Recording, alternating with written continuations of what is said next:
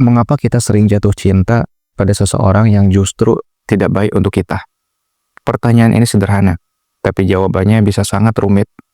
Karena seringkali perasaan tidak mengikuti logika. Hati memilih berdasarkan rasa, bukan hitung-hitungan untuk rugi. Kadang kita tahu dia kasar, egois, bahkan tak pernah benar-benar memperjuangkan kita. Tapi entah kenapa, kita tetap bertahan. Padahal kalau orang lain melihat hubungan kita, mereka mungkin bertanya, kenapa kamu masih bisa di situ? Mungkin karena kita terbiasa dengan luka, terbiasa disakiti, dan akhirnya kita pikir itu bagian dari cinta. Kita tumbuh dengan pemahaman bahwa cinta itu harus penuh perjuangan, penuh air mata, dan penuh pengorbanan, padahal tidak seharusnya begitu. Ada juga yang jatuh cinta pada potensi.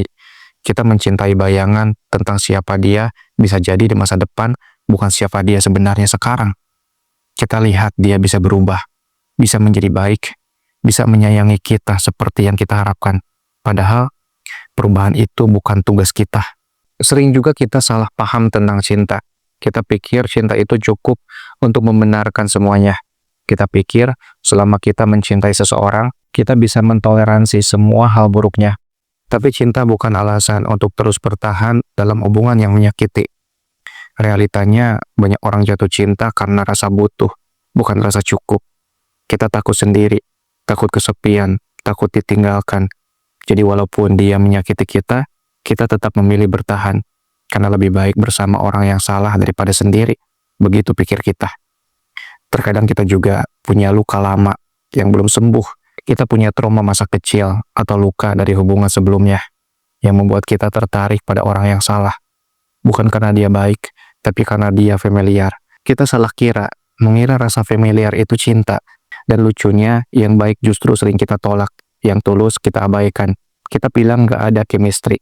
Padahal mungkin sebenarnya kita belum siap dicintai dengan sehat. Karena kita terbiasa dengan drama, bukan ketenangan.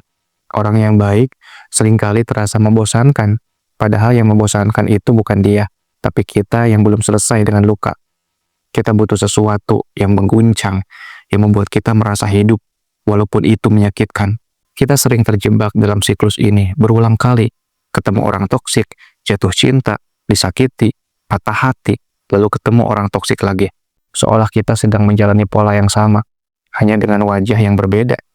Dan sayangnya, banyak dari kita menyalahkan diri sendiri.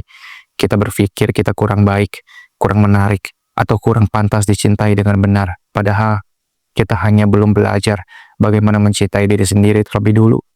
Ketika kita belum mengenal diri, kita akan menyerahkan hati ke sembarang orang. Kita berharap dia bisa mengisi kekosongan dalam hidup kita. Tapi sayangnya, yang datang malah menambah luka, bukan menenangkan jiwa. Kita juga harus jujur, kadang kita tahu dia tidak baik. Tapi kita tetap pilih dia karena dia membuat kita merasa dibutuhkan. Ada rasa ingin menyelamatkan, menjadi pahlawan, atau memperbaiki.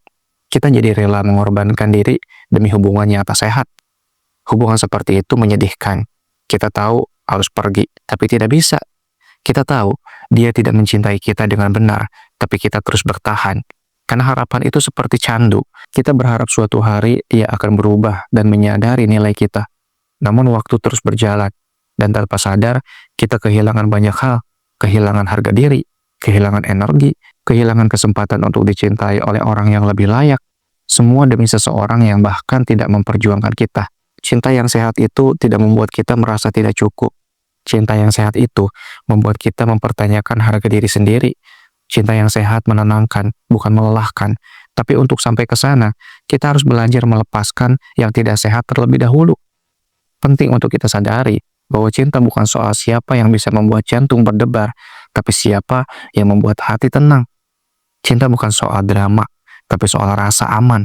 Bukan tentang siapa yang membuat kita terobsesi, tapi siapa yang membuat kita berkembang. Kalau kamu sedang berada dalam hubungan yang membuatmu terus terluka, tanyakan pada diri kamu sendiri. Ini cinta atau hanya kebiasaan? Ini cinta atau kamu hanya takut sendiri? Ini cinta atau kamu sedang menipu diri kamu sendiri? Karena pada akhirnya, mencintai orang yang salah bukanlah dosa, tapi bertahan dalam luka yang sama dan membiarkan diri terus disakiti, itu adalah pilihan. Dan kamu selalu punya pilihan untuk pergi dan mulai menyembuhkan diri kamu sendiri. Mungkin tidak hari ini, mungkin belum besok, Tapi semoga suatu hari nanti kamu bisa berkata, aku pernah mencintai orang yang salah, tapi dari situ aku belajar mencintai diriku sendiri dengan benar.